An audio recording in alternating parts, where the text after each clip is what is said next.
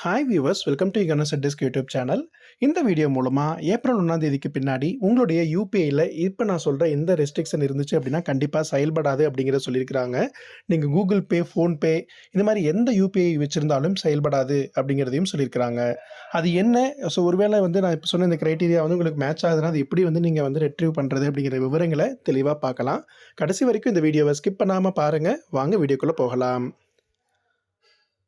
NPCI அப்படிங்கிறது National Payment Corporation of India மூலமாக ஒரு முக்கியமான அறிவிப்பை வெளியிட்டிருந்தாங்க.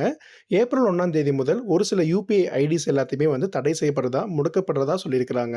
அது என்னன்னு சொல்லி பார்த்தீங்கன்னா, உங்களுடைய மொபைல் நம்பர் நீங்கள் வச்சுருந்துருப்பீங்க, அது இன்ஆக்டிவாக இருந்துச்சு அப்படின்னா கண்டிப்பாக அதை நீங்கள் பேங்க்கில் போய் அப்டேட் பண்ணணும். அப்படி இருந்து நீங்கள் பண்ணாமல் இருக்கீங்கன்னா, ஏற்கனவே நீங்கள் வச்சிருக்கிற கூகுள் பே, ஃபோன்பே, பேடிஎம் இந்த மாதிரி எந்த யூபிஐ இருந்தாலும் செயல்படாது அப்படிங்கிறத சொல்லியிருக்கிறாங்க. அது மட்டும் இல்லாமல் நிறைய சிம்ஸ் பார்த்தீங்க அப்படின்னா, நீங்கள் வாங்கிட்டு பேமெண்ட் ரீசார்ஜ் பண்ணாமல் விட்டுருந்தீங்கன்னா, மறுசுழற்சி முறையில் வேறு யாருக்காவது அந்த மொபைல் நம்பர் அப்டேட் ஆகியிருந்திருக்கும். அப்படி இருந்தாலும் நீங்கள் பேங்க்கில் கண்டிப்பாக மொபைல் நம்பரை அப்டேட் பண்ணி வச்சுக்கோங்க. ரீசெண்டாக இருக்கிற மொபைல் நம்பர் என்ன இருக்கோ அது மூலமாக மட்டும்தான் இனிமேல் யூபிஐ ஐடிஸ் செயல்படும் அப்படிங்கிறதே சொல்லியிருக்கிறாங்க. நீங்கள் உங்களுடைய ஐடி ஒர்க் ஆகுதா இல்லையான்னு எப்படி செக் பண்ணலாம் அப்படின்னு பார்த்தீங்கன்னா, நீங்கள் கூகுள் பே, ஃபோன்பே, பேடிஎம் இந்த மாதிரி இதில் போய்ட்டு பேமெண்ட் ஹிஸ்ட்ரி நீங்கள் ஓப்பன் பண்ணி பாருங்கள். உங்களுடைய மொபைல் நம்பர் லிங்க் ஆகிருக்கிற மொபைல் நம்பர் ஆக்டிவாக இருந்துச்சா இல்லையா அப்படிங்கிறது நீங்கள் ஆன்லைனில் செக் பண்ணிக்கலாம். அதே மாதிரி என்பிஐயோடைய அஃபீஷியல் வெப்சைட்டில் கூட உங்களுடைய யூபிஐ லைவில் இருக்கா இல்லையா அப்படிங்கிறத கூட செக் பண்ணிக்கலாம். ஒன்றுக்கு மேற்பட்ட யூபிஐ ஐடிஸ் மாதிரி நீங்கள் உங்களுடைய ஐடியில் ரெஜிஸ்டர் பண்ணியிருக்கிறீங்க அப்படின்னா, முடிஞ்ச வரைக்கும் டீஆக்டிவேட் பண்ணி வச்சுக்கோங்க. ஏதோ 1, 2 மட்டும் கையில் கரெக்டாக வச்சுக்கோங்க. ஏன் இது மாதிரி டீஆக்டிவேஷன் பண்ணுறாங்கன்னு சொல்லி பார்த்தீங்க அப்படின்னா, மோசடிகளை தடுக்கிறதுக்கும் தடையில்லா பரிவர்த்தனையை கரெக்டாக கொடுக்கறதுக்கும் தான் அதை கொண்டு வராங்க.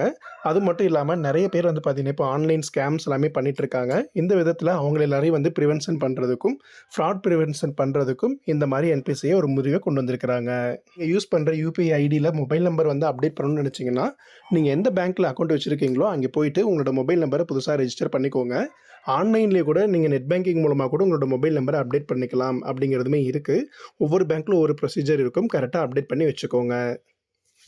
இதை எல்லாத்தையும் நீங்கள் பண்ணுறதுக்கான கடைசி நாள் மார்ச் 31 தான்.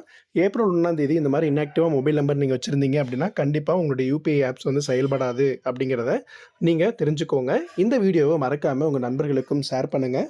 இந்த வீடியோ பிடிச்சிருக்குன்னா லைக் பண்ணுங்கள். உங்களுடைய கேள்விகள் எதாவது இருக்குன்னா கமெண்ட் பண்ணுங்கள். நாங்கள் அதுக்கு ரெஸ்பாண்ட் பண்ணுறோம். மீண்டும் அடுத்த பயனுள்ள வீடியோவில் சந்திக்கலாம். நன்றி.